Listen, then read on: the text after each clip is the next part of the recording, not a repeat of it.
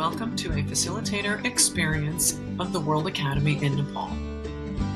From Imidal Learning Center to Orchid International University in Kathmandu. Here you'll have a sense of where you are in Nepal in relation to China. One of the best parts about facilitating is the front row seat you get to a different culture and a completely different way of life than what most Americans or Europeans are accustomed to. One thing I will never again take for granted is water that comes out the faucet. Here in Nepal, there are two ways you get water. If the family has a well, as you can see here, you get your water out of the well, but not everyone has that luxury. Most commonly, you'll see a 5,000-liter water tank either on a roof or placed on the ground next to a residence. A family of four that showers twice a week will go through a 5,000-liter tank in approximately a week. It serves all of the water needs for a family. The richness of the facilitator experience in another country goes far beyond a typical tourist experience. You have the opportunity to see community life and the things we take for granted, like transportation, or the way you buy food, or the way we honor our spirituality or religion. It's nearly impossible to get the true sense of a culture from a 1 or a 2-week trip. Over the span of 5 weeks that you participate in the World Academy, you truly get a sense of what it's like to be in another culture. One of my favorite things about Nepal, in addition to the people, of course, was the greeting Namaste. Whether you are meeting someone or saying goodbye, Namaste seems to cross any religious or spiritual belief and brings you immediately heart to heart with the person you're encountering. Now I want to share with you the richness of my experience with the first-year Academy members. I had the opportunity to facilitate Module 6, Powerful Presentations.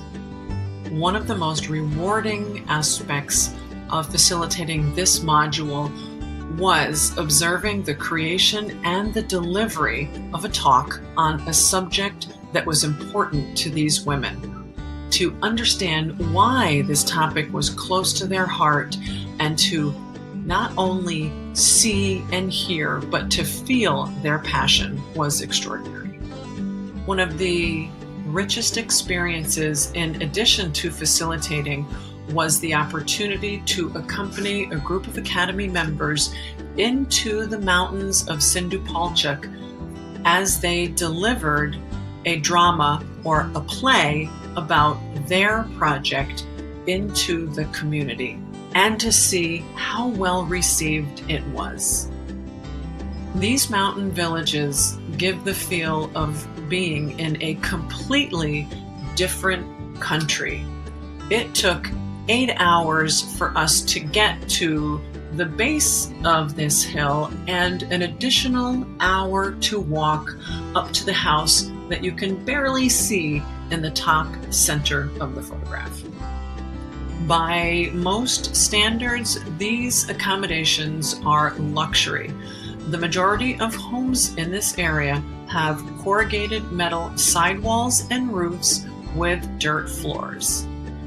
It was a privilege to stay in this home, and you can see the 5,000-liter water tank that is used for all the water needs.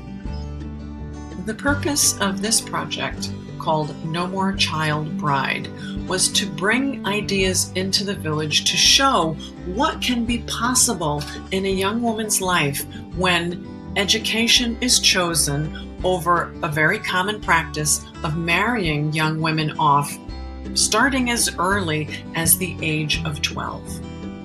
Not only did the women of the World Academy present a play to the community, they also went into surrounding villages and conducted interviews with families to hear about their experiences of child brides. They spoke to mothers, fathers, grandmothers, grandfathers, aunts, uncles, and children. The research was quite extensive. You can imagine our delight when a line formed, not just with girls, but also with boys, to sign this commitment for no more child brides.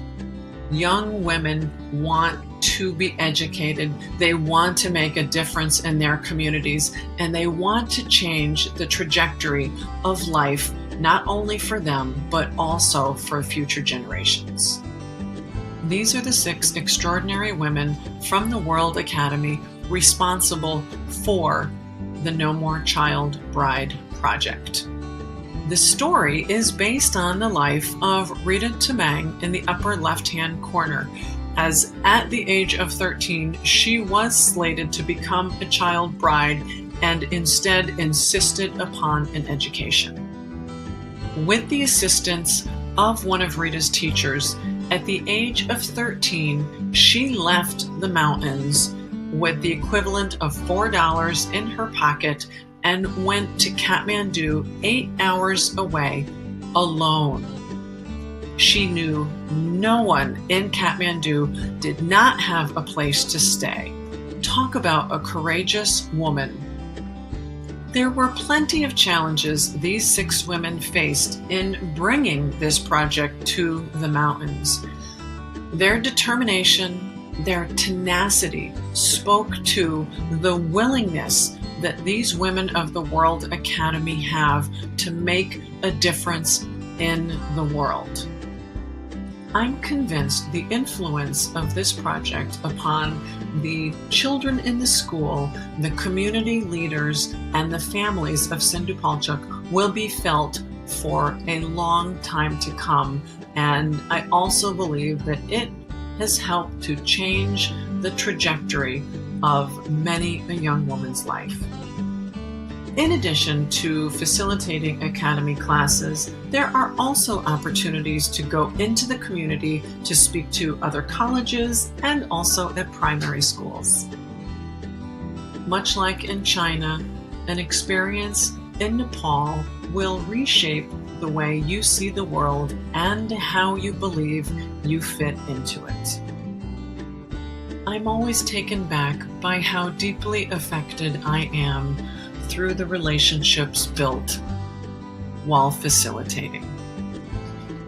It's also incredible to see how these women grow, and as a facilitator, you take great pride in their progress and watching their accomplishments.